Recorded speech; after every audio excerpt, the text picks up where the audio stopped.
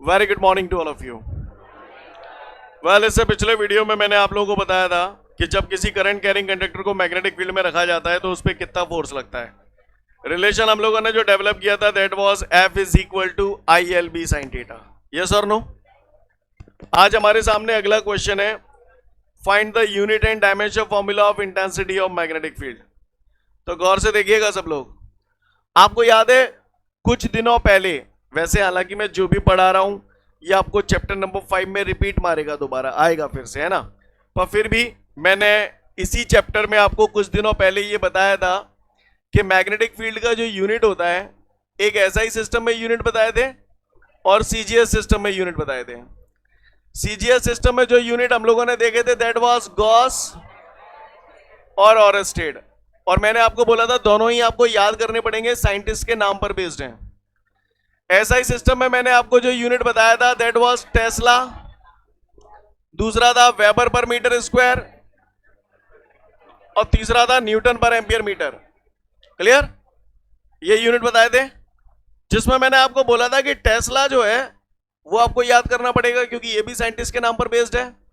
बाकी का ये जो दो हैं ये आपको निकट भविष्य में समझ में आएंगे, जिसमें से आज इसका समय आ गया है। ये कहां से आया ये मैं बताऊंगा। क्लियर? ये वाला जो है चैप्टर पढ़ाऊंगा इलेक्ट्रोमैग्नेटिक इंडक्शन, वहां मैग्नेटिक फ्लक्स पढ़ाऊंगा, उसी दिन बताऊंगा कि ये कहां से आया। क्लियर है? अभी बताऊंगा तो वेस्टेज ऑफ टाइम है। तो अभी आज हम इसकी बात कर रहे हैं, ये यूनिट कहां से आई आज आपको क्लियर होगा। कल आप लोगों ने पढ़ा था formula F is equal to ILB sin theta, हम सब लोग जानते हैं। मुझे बात करनी है इंटेंसिटी ऑफ मैग्नेटिक फील्ड के यूनिट की, राइट? तो ये पूरा IL sin थीटा को नीचे ले आया F के, तो ये हो जाएगा हमारा F upon IL sin theta is equal to B। यहां तक किसी को कोई दिक्कत? तो B is equal to F force है, फोर्स की यूनिट न्यूटन, I करंट है, करंट की यूनिट एम्पियर, L लेंथ है, लेंथ की यूनिट मीटर, साइन थीटा तो कांस्टेंट होता है, इसकी कोई यूनिट होती नहीं है। तो आपको समझ में आया न्यूटन पर एम्पियर मीटर यूनिट कहां से आई है? किसी को कोई दिक्कत? ये बात हमको समझ में आ गई। अब मैं अगली बात पे आता हूं। किसी ने मुझसे बोला कि इंटेंसिटी ऑफ मैग्नेटिक फील्ड का यूनिट तो निकाल दिया, डायमेंशन फॉर्मूला और बताओ।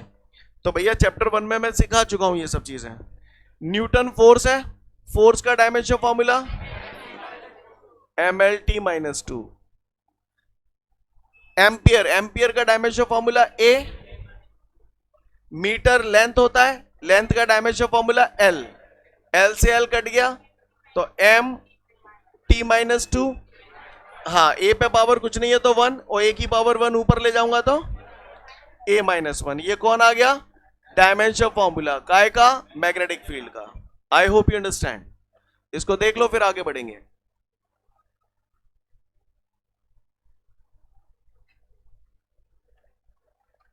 उम्मीद करता हूं सभी का हो गया होगा।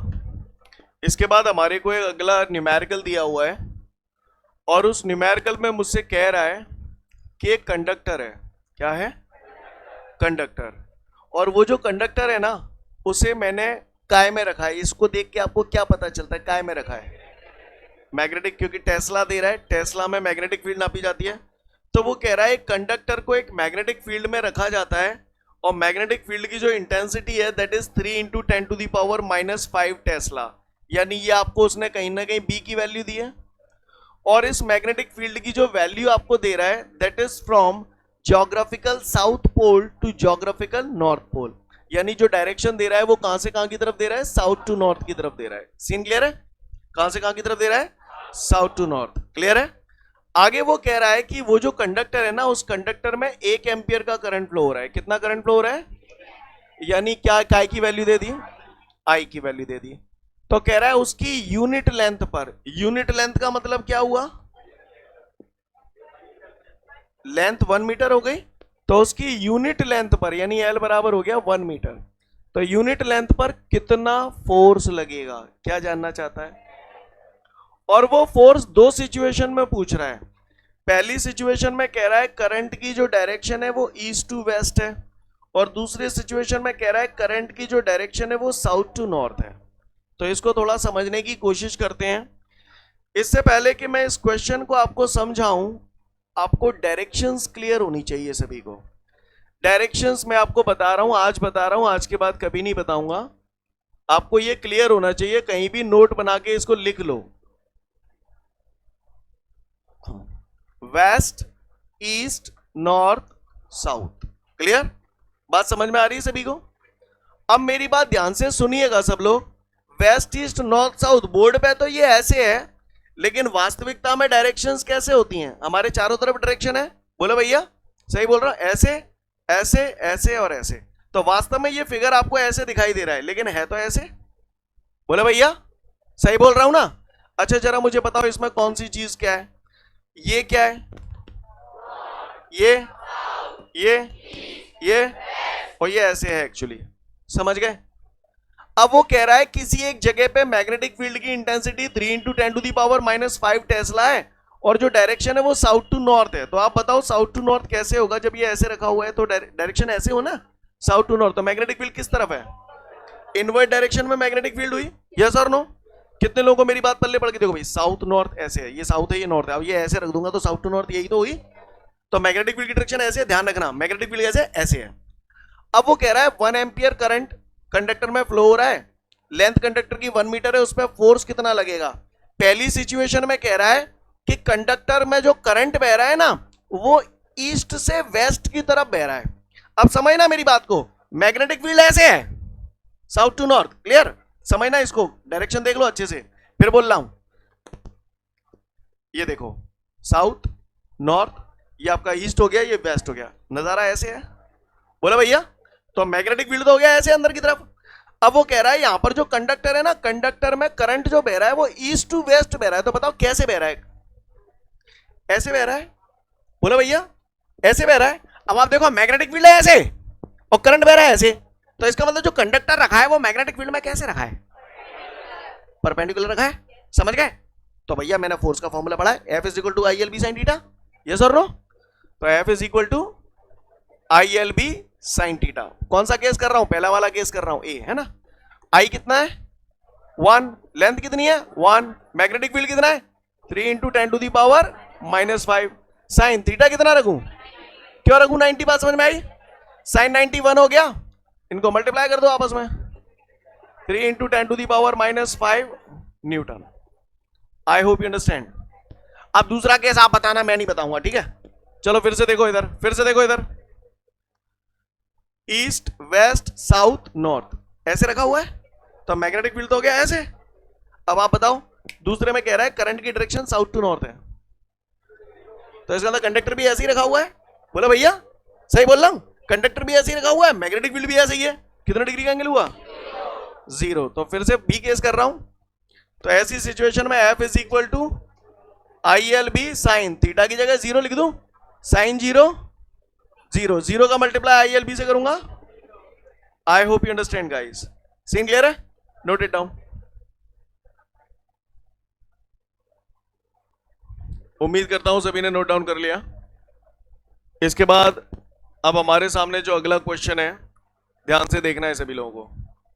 यहां पर हमारे दोनों रूल एक साथ लगेंगे। राइट हैंड पाम रूल कितनी बार बढ़ा था आपने? 2 बार बढ़ा था, दोनों बार लगेगा। अगला क्वेश्चन जो है वो क्वेश्चन बाद में समझेंगे, सीधा पहले आंसर ही समझेंगे, ठीक है?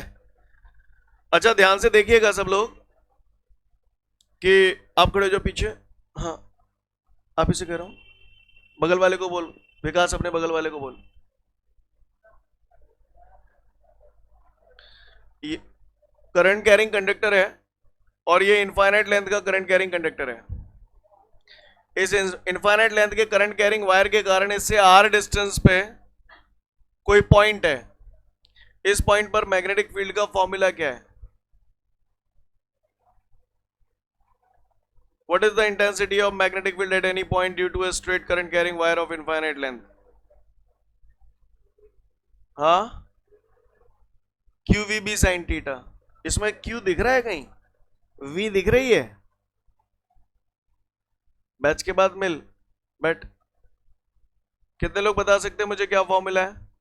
क्या फॉर्मूला है? हाँ, B बराबर होता है μ0/4π 2I/r, है ना? μ0/4π 2I/r। क्लियर? इनफाइनाइट लेंथ के करंट कैरिंग वायर के कारण उसके पास स्थित किसी पॉइंट पर इंटेंसिटी और मैग्नेटिक फील्ड का formula mu naught upon 4 pi 2i upon R अभी इस्तेमाल में आएगा। क्लियर।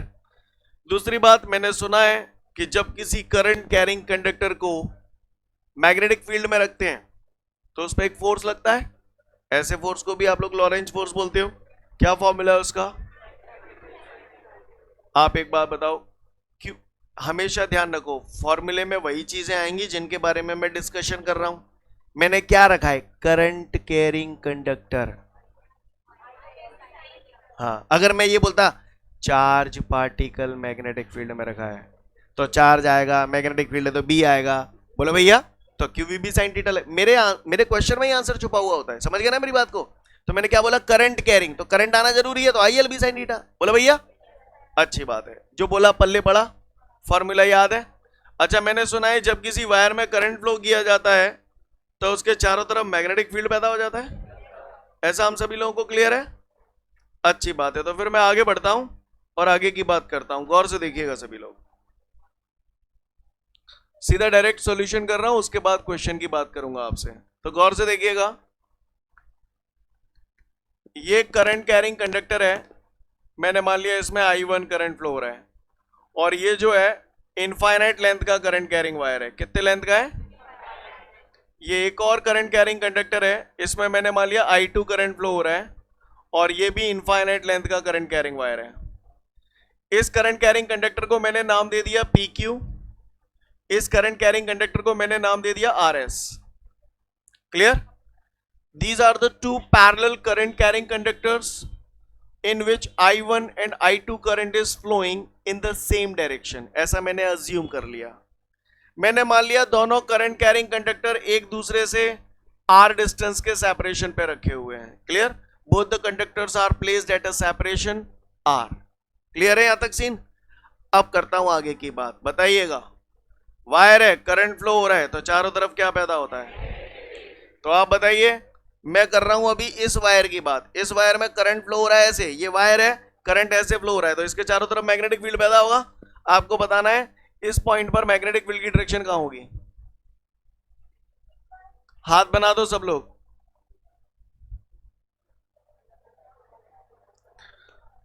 भैया, इस वायर के कारण, इस वायर में करंट है ऊपर की तरफ, तो करंट हो गया ऐसे। इस पॉइंट पर पूछ रहा हूं तो पॉइंट हो गया इस तरफ, तो मैग्नेटिक फील्ड की डायरेक्शन पाम के परपेंडिकुलर। पाम के परपेंडिकुलर यानी क्रॉस या डॉट? क्रॉस। इस मैग्नेटिक फील्ड को मैंने नाम दे दिया B1। क्लियर? ये मैग्नेटिक फील्ड आपने जिस पॉइंट पर निकाली है B1, वो पॉइंट कौन से कंडक्टर पर है? RS कंडक्टर पे है। और इस पॉइंट पर मैग्नेटिक फील्ड पैदा होने के लिए जिम्मेदार कौन सा कंडक्टर है? PQ। और जिस पॉइंट पर आपने इंटेंसिटी ऑफ मैग्नेटिक फील्ड निकाली है वो पॉइंट कौन से कंडक्टर पे है? RS। मैं लाइन लिख रहा हूं, उस लाइन को अपने मन में पढ़ें और समझने की कोशिश करें।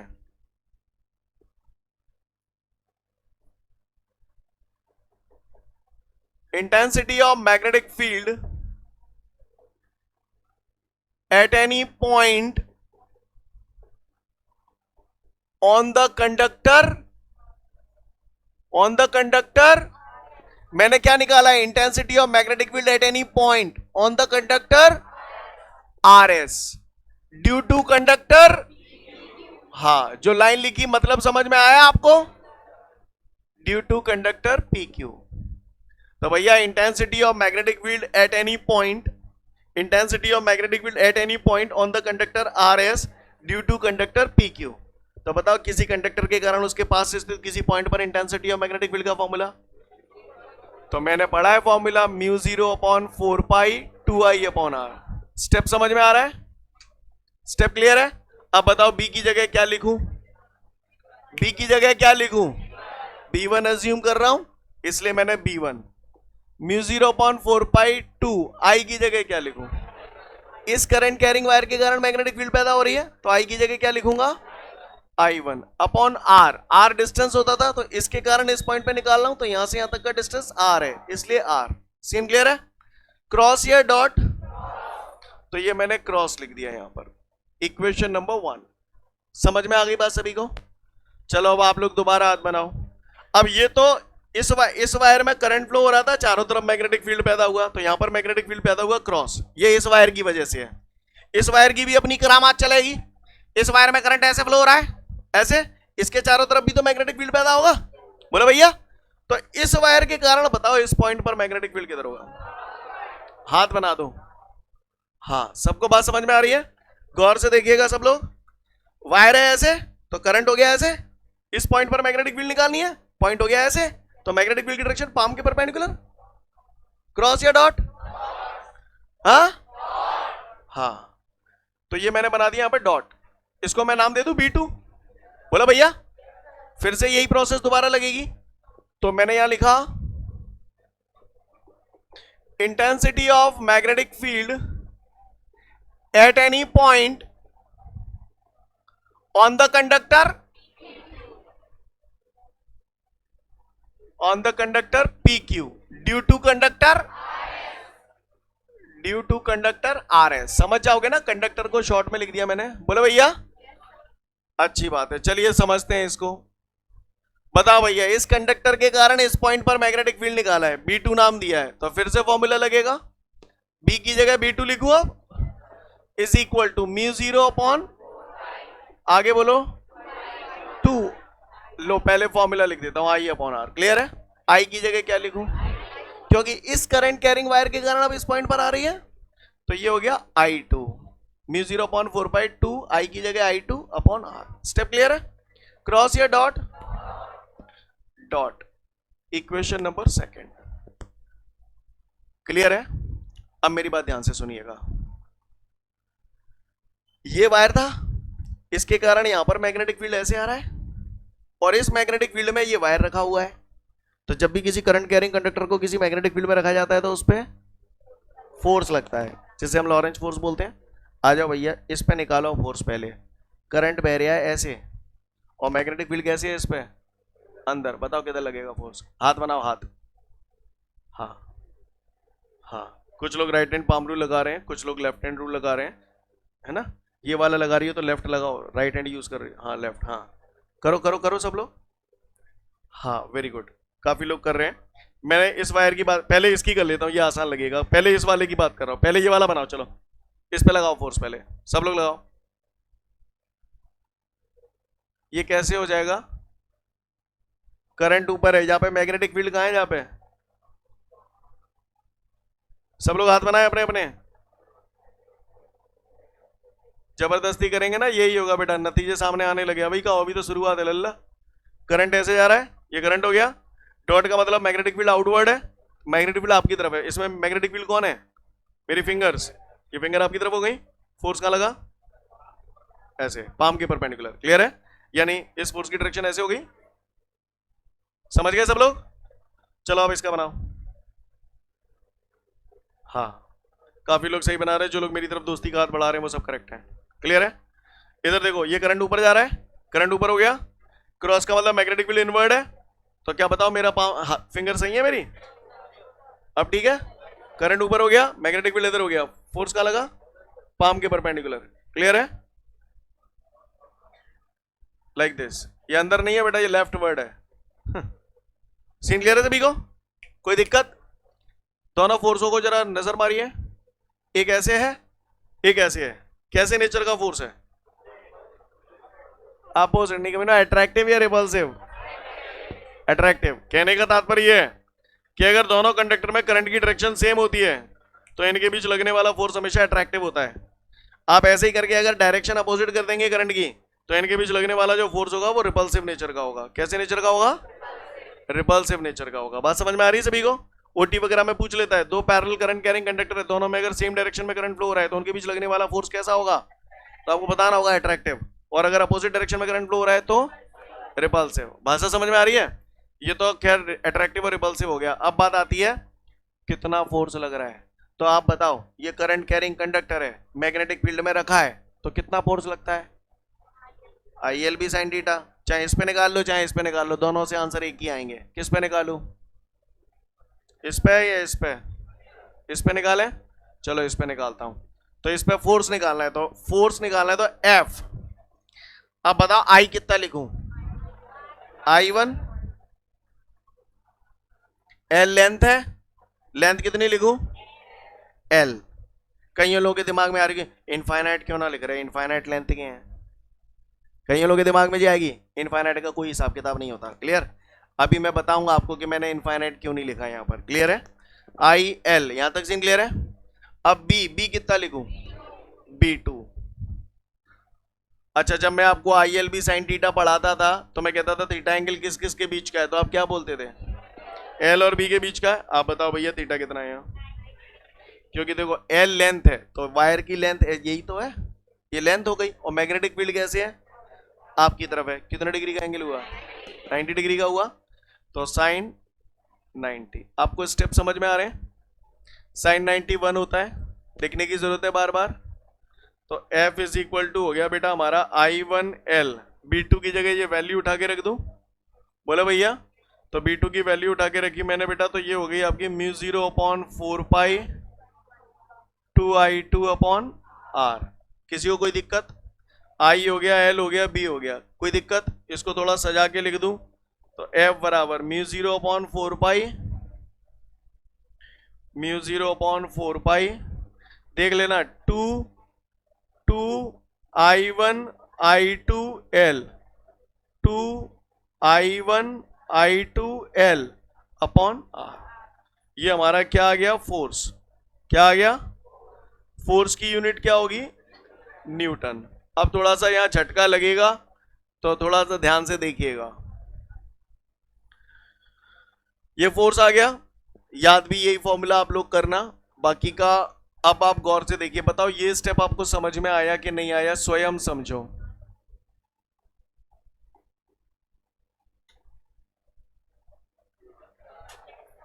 आ गया? बताओ क्या कर दिया? केवल L को डिनोमिनेटर में ले आया। अब देखो ध्यान से, मैं अभ्यास सब कुछ मिटा मिटू दूंगा इसलिए बोल रहा हूं। ये समझ में आ गया? फोर्स की यूनिट न्यूटन, लेंथ की unit metre, Newton per metre. बात समझ में आ गई? अब इस स्टेप को आप भूल जाओ, वापस इधर आ जाओ। कैसे आया समझ में आया ना स्टेप? अब इसको भूल जाओ, इधर आ जाओ, वापस यहां से शुरू कर रहे हैं। यहां तक क्लियर है? अब अगर किसी ने मुझसे बोला कि भैया फोर्स पर यूनिट लेंथ निकालो, क्या निकालो? फोर्स पर यूनिट लेंथ निकालो। Force per unit length, force पर वटे को बोलते हैं पर, यूनिट लेंथ का मतलब 1 मीटर। तो लेंथ की जगह अगर 1 लिखूंगा तो आप बताओ अपॉन में 1 लिखना जरूरी है क्या? तो हटा दूं इसको, तो इसको मैं हटा रहा हूं। अब आप बताओ मुझे, आपको समझ में आ गया कि L कहां चला गया है, अपॉन कहां चला गया? समझ में आई बात? अब यहां पर देखो भाई, ये फॉर्मूला लगा रहे हो तो यूनिट लिखोगे newton per metre, force per unit length, और जब फोर्स निकालोगे तो यूनिट केवल न्यूटन लिखोगे। सीन क्लियर है? अब हमारे दिमाग में आ रहा था जब ये यहाँ आएगा तो जी ऐसे ये पर काय के लिए लगा देते हैं, है ना? ये पिंचोला से बुरे लगते हैं बड़े भारी, कि फोर्स पर यूनिट लेंथ क्यों लगा दी? तो समझना क्यों लगा दिया, इसको बात को समझना, थोड़ा सा क्लैरिफाई करने की कोशिश कर रहा हूं, तो ध्यान दोगे तो समझ में आएगा। मंडी जाते हो, उसे पूछते हो आलू क्या भाव है, वो बोलता है आलू 5 रुपए। बेटा गधों की तरह रिएक्ट मत करो, मेरी बात को समझने की कोशिश करो, अदरवाइज समझ नहीं पाओगे जो मेरा पर्पस है समझाने का। तो आप उससे पूछते हो आलू क्या भाव है, वो बोलता है आलू 5 रुपए पर केजी है।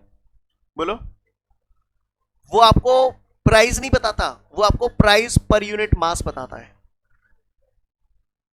कभी वो ऐसे बोलता है पूरी ढेरी ले जाओ, इतने 1 पैसा दे जा, कभी नहीं बोलता।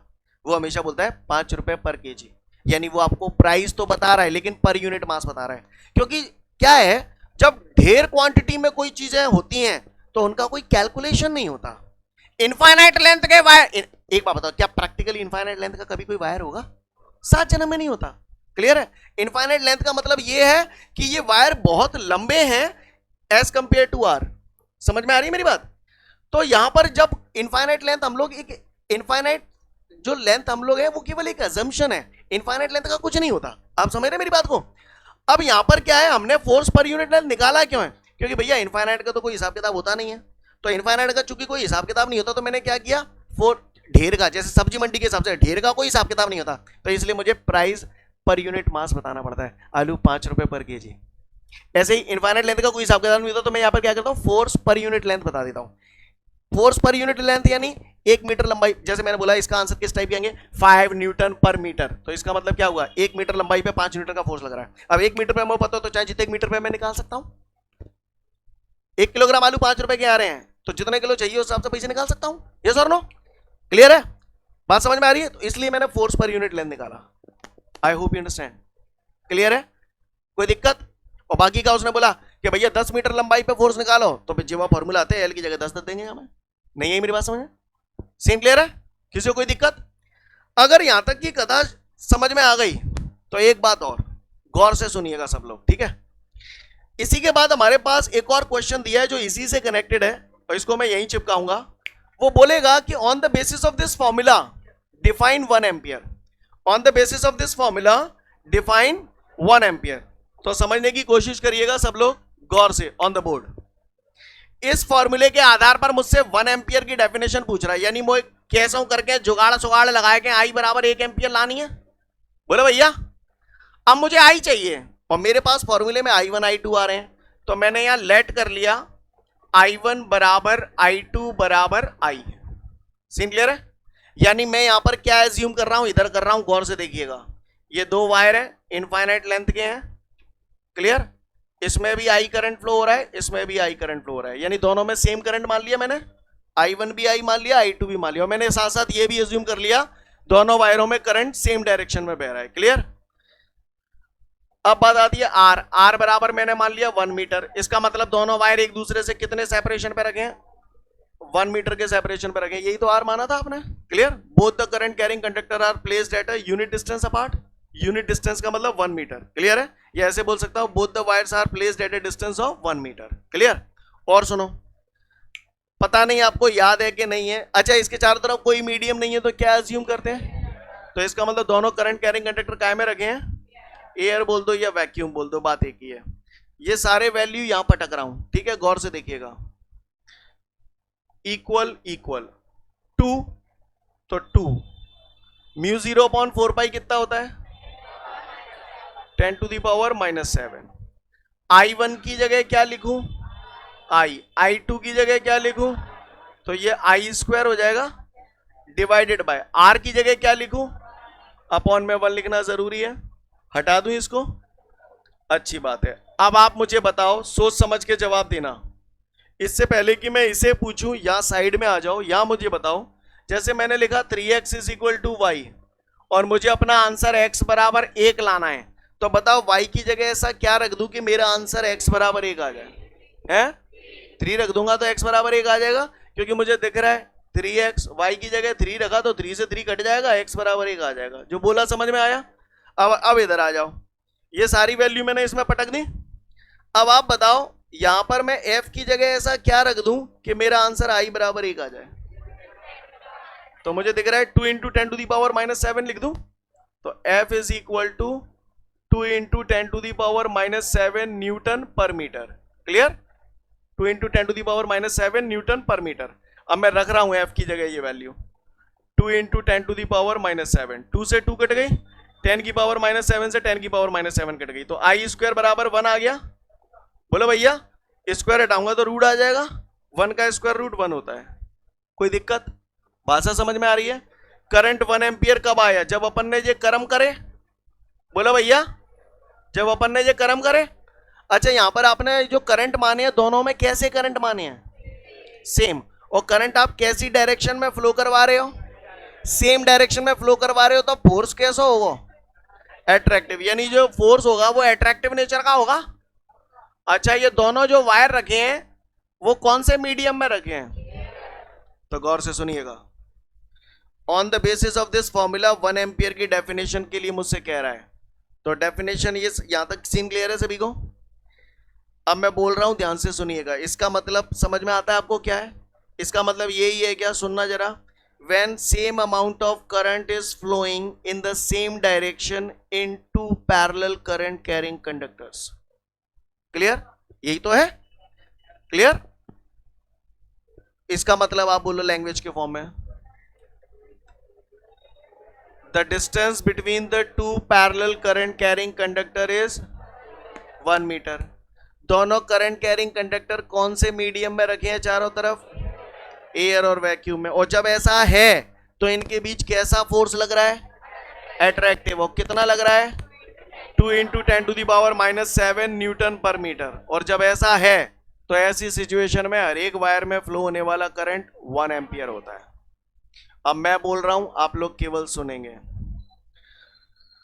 When same amount of current is flowing in the same direction in two parallel current carrying conductors which are placed at a distance of 1 meter in air or vacuum, then if the attraction force acting between them is 2 into 10⁻⁻7 Newton per meter, then the current flowing in each conductor is said to be 1 ampere. Clear है?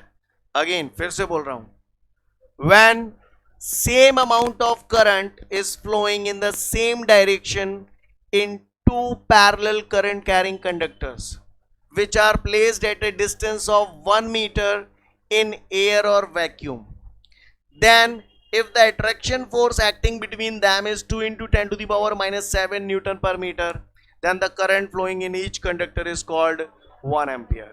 बात समझ में आ रही है? कोई ठेका नहीं है कि जैसा मैंने बोल दिया वैसी ही आप भी डेफिनेशन बोल पाए एक सांस में, कोई जरूरत नहीं है। एज अ बिगिनर एक स्टूडेंट्स कैसे बोलेंगे वो मैं आपको बोल रहा हूं। अब मेरा अपना अंदाज समझना कि एक बच्चा को ऐसे भी बोलेगा तो चलेगा। सुनो, when we take two conductors in which same current is flowing in the same direction, both the conductors are placed at a distance of 1 meter in air, then if the attraction force acting between them is 2 into 10⁻⁻7 Newton per meter, then the current flowing in each conductor is called 1 ampere. नहीं बात समझ? कोई जरूरी नहीं है कि आप पूरा एक ही सांस में बोल दो। Make the small small sentences. चलो शुरू करो, बोलो इसको क्या बोलोगे? हाँ, when the same amount of current is flowing in the same direction in two parallel current carrying conductors है या in two parallel conductors, both the conductors are placed at a distance of 1 meter in air, then the attraction force acting between them is 2 into 10⁻⁻7 Newton per meter, then the current flowing in each conductor is called. हाँ, clear? 3 से 4 minute का समय दिया, तसल्ली से ये वाला पूरा डेरिवेशन देखें। उसके बाद जो नेक्स्ट क्वेश्चन है उसमें 1 एम्पियर की डेफिनेशन दी है वो पूछूंगा आपसे।